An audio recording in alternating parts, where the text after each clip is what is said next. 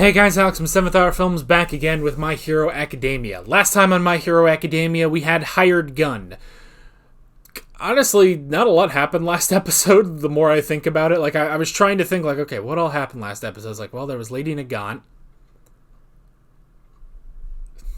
We kind of learned about the second and third users of One For All, how the original user passed it on to them, and how they eventually agreed to join forces with everybody, and all 9 of them instilling their power together in order to defeat All For One. And then Lady Nagant showed up on a special mission to capture Deku for All For One. So, yeah. That was pretty much it. Like always, the reaction is down in the description and in the pinned comment for your viewing pleasure. So why don't we just go ahead and jump right into this episode of My Hero Academia. Here we go.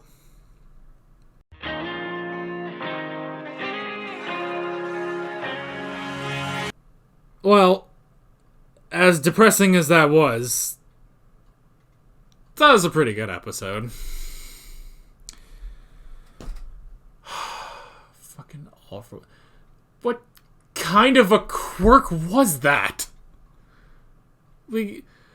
I have this quirk that I've apparently had for at least a year since before All Might defeated me, that if I ever go against what I'm supposed to be doing, I will simply explode. 'Cause, that's a quirk that exists. Are you fucking kidding me? You could have even just gone with, oh, she's cracking apart because she can't handle more than one quirk. Which is a thing we have established with One For All. The only person who apparently is unaffected by all of this, the only person who's unaffected by this is All For One. And you could even play off the movies a bit, because 9 certainly had his problems holding more than one quirk. But no, it was a fail-safe quirk. No, that's so... It's very much the problem that as much good stuff was in this episode, it's all based on the fact that they have still completely ruined All For One's character. So, it's still a problem. But there's some good stuff. Okay, let's start with All Might. I was kind of wondering if we were going to cut back to that at any point, but no, but that's okay. That was a really good moment where even without his quirk, without his, his old physique being so far past his prime, I love how he intimidated those two. They looked and they were like, oh, it's All Might, but he doesn't have his power. Oh, the number one hero we used to know is gone. And him, I love too, the animation pays special attention to this. It's the foot. The foot goes down. It's the same as in episode 1, when he used to have his power stance before he would attack. Back in the good old days. So I like that, and I love how he intimidates them even without his power. Because, see, I was kind of thinking, well, we have shown that even though he's completely lost One For All, he can buff up for, a split second, and he has been working out since the embers of One For All died away. But we have established that he can buff up just for a moment. So I was wondering if he was going to do that just long enough to knock those 2 out. But I don't know. But I like that. I really did like that. So. And then, okay, so Fajin, the third user's quirk, which all that leaves is the second user's quirk now. So he has Black Whip, Float, Danger Sense, Smokescreen, and now Fajin. All he's missing is one quirk. Most of these quirks, the 4 of these 5 quirks he has got in this season, progression is out the window. You know how progression in this show was slow as molasses, but kind of realistic? All of that is out the window because the mangaka is done and he needs to end this story quickly, you know? It's like, I've been going too slow to go to for him to go to 100%. A bunch of quirks. Okay. And, okay, I at least understand Fajin a bit that, okay, because it's basically, isn't it the only thing I can relate this to? The only thing I can relate this to is, like, the Black Panther suit in Marvel. Like, this is all that's coming to my mind. I'm sure there's, tons of other examples, of basically storing up energy in a certain thing, after doing something. Oh. There was, like, a stand that did that in JoJo. I want to say it was Arts and Crafts in Part 5. I guess. Is that it? Or, better yet, you could say it's kind of similar to Stasis in Breath of the Wild, Zelda Breath of the Wild, where, you can use Stasis, freeze something in time, and then if you hit it a bunch, that builds up kinetic energy, so when the stasis deactivates, all that energy releases at once and it goes flying. It's a similar thing. Obviously, he's not, he didn't lock his legs, but he activated the quirk and, did, 20 squats really quickly, and that built up energy, which is interesting. I also like, it's kind of weird, but I guess it kind of makes sense that, Deku is really, he's pushing his powers to the limit, even when he doesn't really understand them. But it's interesting that, the other users are like, hey, this is not a good idea. And you would think them, even though, yes, the third hero is not the third user is not a hero, but he is, he used the quirk for a long time. He used the quirk for at least, I would imagine for some time. So, he at least used his quirk for some time. You would think that they saying, hey, you shouldn't be doing this, that's not going to work. You'd think that would make more sense, but I don't know. But yeah, it's like, they're looking at Deku like, you shouldn't be doing this with our quirks, but it works out anyway. I don't know. But yeah, Fajin. It's interesting, and yeah, here, he used it, and again, he used it for the first time here. He used it for the first time here, and got himself to, what I'm pretty sure he said was, faux 100%. So, it's not really one for all at 100%, but it's sort of one for all. It's taking the one for all that he has, and kind of expanding it,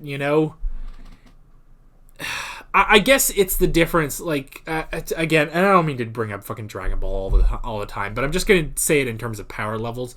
But, like, Dragon Ball, Goku is at a certain power level, but then he uses Super Saiyan or Kaioken to boost up, times 20, times 50.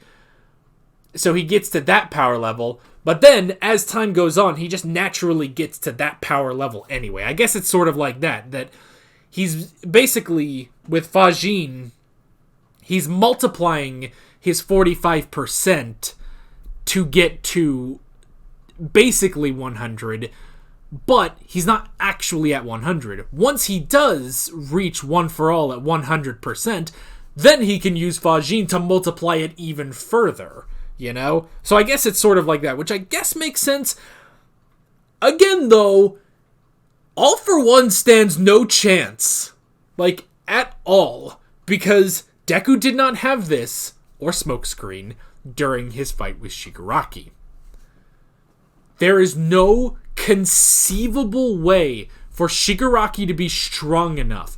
Because you have All for One, who, remember, is a decrepit old man. Yes, powerful, but requires a life support system. And do you think Deku's not going to figure out how to get rid of that shit? You know? And yes, he did fight All For One, and he was very powerful with it. All For One was All Might was also very much past his prime. Deku is in his prime and has 6 quirks that All Might didn't have. Shigaraki is also at 75% of his power. Only 75. I'm sure there's going to be something where it's like, well, now Shigaraki's body is at 100%, even though they mentioned it would require a month and technology that Shigaraki just doesn't have, because he kind of doesn't have anything. He has Spinner. I don't think Spinner's going to help him with that. So, there's literally no conceivable way that Shigaraki can win. Now, again, I never think that Shigaraki's going to win. And obviously, yeah, we have the whole thing at the beginning of the show where it's like, this is how I became the number 1 hero. Okay, that's fine. That's all great. We already know Deku's going to win. But that means there's no real stakes. There's no real stakes. This isn't going to be a challenge to Deku. Like, he already basically kicked Shigaraki's ass without Fajin and Smokescreen or 100%. Or whatever the final user's quirk is. The second user's quirk is. There's literally nothing Shigaraki can do. And at the same time, Deku will have help. He'll have help. At the very least, he will have Endeavor and Hawks and Best Jeanist. Not to mention Class A. Not to mention a Duck. I'm sure a Duck could kick Shigaraki's ass at this point. But it's just no, there's no stakes. There is no conceivable way, even just for tension, for Shigaraki and All For One to win. Which again, this is why All For One still being the bad guy doesn't work. Because he's just a decrepit old man with a gigantic life support system. He cannot win. And I know the point is to pass into Shigaraki, but there is no way Shigaraki can become this all-powerful thing unless he is stealing quirks left, right, and center. And even then, especially now with Fajin, the fact that he can get to a faux 100% of One For All, no. Let's talk about Lady Nagant. Okay. Which, for how much she's in the intro and how much, I don't know, I felt I was hyped up, weirdly, because she was always in the intro, and I kept seeing there's that purple girl, she's in the intro, she's super important, we gotta see what she's up to. She's done.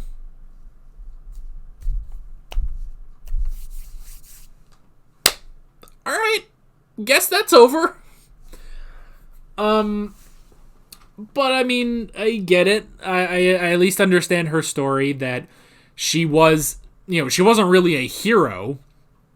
I mean, she was a hero, but she was also an assassin. She was an assassin and she lost her way, Where Hawks, Hawks being, I guess, the optimistic guy, but we've said he had his dream of, he wants to live in a world where heroes have too much time on their hands, So, but Lady Nagant didn't have that dream. She didn't have anyone reach out to her, Where Hawks was affected by Endeavor when he was a child, Lady Nagant, she just got scouted immediately, and yeah. It's terrible. Basically got scouted by Amanda Waller, So I understand where she's coming from. I'm glad that they pretty much sidestepped the All For One thing, because it's like, all for the society that All For One wants to make is better, and it's like, No. That's literally the stupidest shit I've ever heard in my life. So, like, okay, I would understand if she was more in line with the Liberation Army, you know? Specifically the Meta Liberation Army. If she was more in line with that, I could understand it a bit more. I mean, her whole thing is not really, people using their quirks, but it's about, the I guess strictness, the control that the government has on society, which I guess kind of fits in with Shigaraki. Because, see, here's the thing. I don't think Shigaraki wants to rule, Like, All for One wants to rule the fucking world. He wants hell on earth. Shigaraki wants to destroy the world, but I don't think he really wants to rule it, per se, Like, I don't even think he wanted to be he wanted to be the leader of the Liberation Army. He just sees it as a tool for his destruction,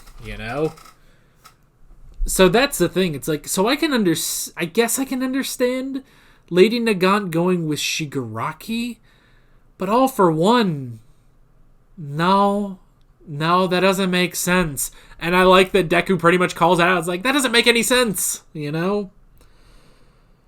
So yeah. And I will say, this episode has finally improved something. They got rid of that damn hood.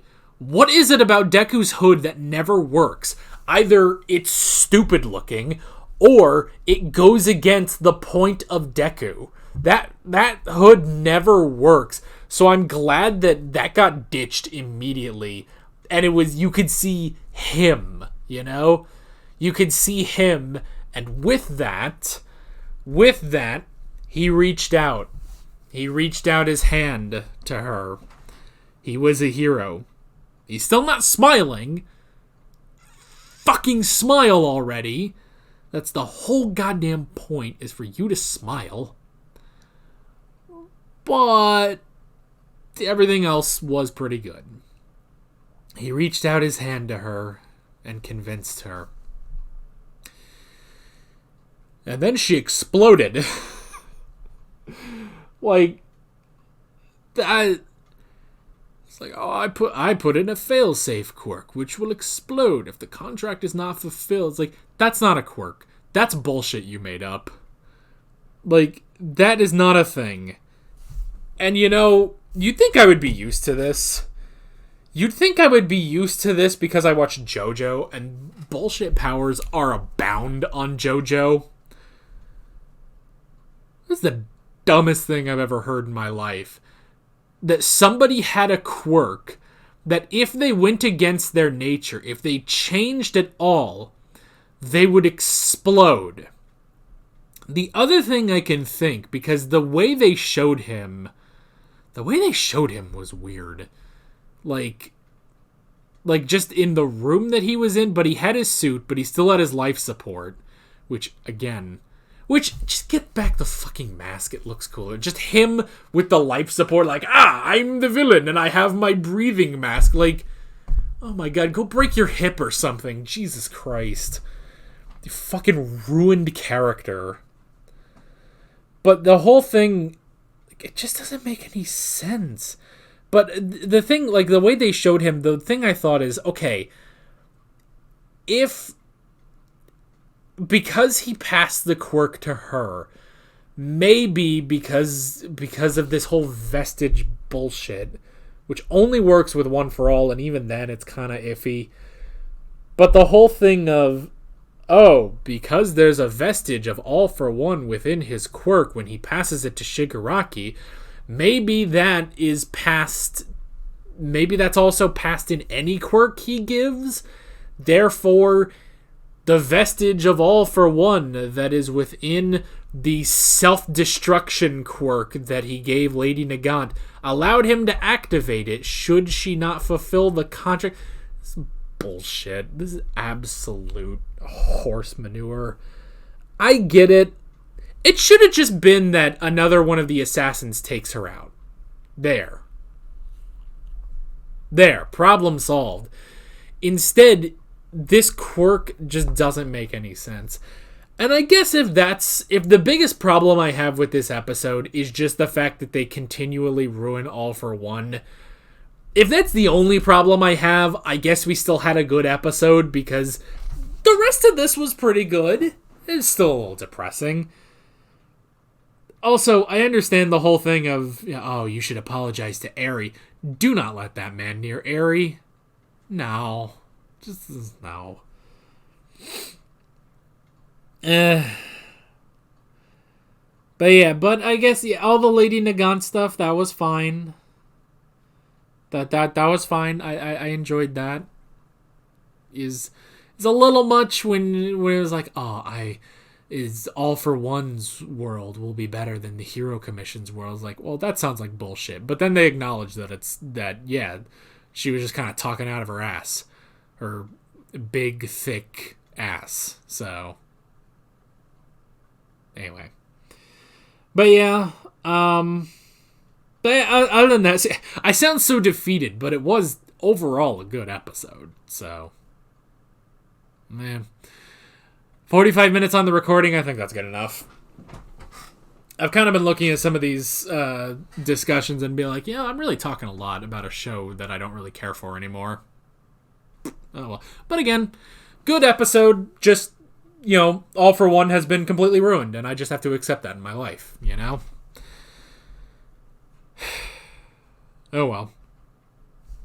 With all that being said, though, I'm Alex from 7th Hour Films, and I will see you guys next time. Take care. Alrighty guys, thanks for watching this video. There's a bunch of links on screen if you want to go click around any of those. There's a playlist for all of My Hero Academia reactions, as well as another video you can go click on if you want. There's also a subscribe button and a Patreon button on screen, as well as other links in the description if you want to go check out any of those. See you guys later.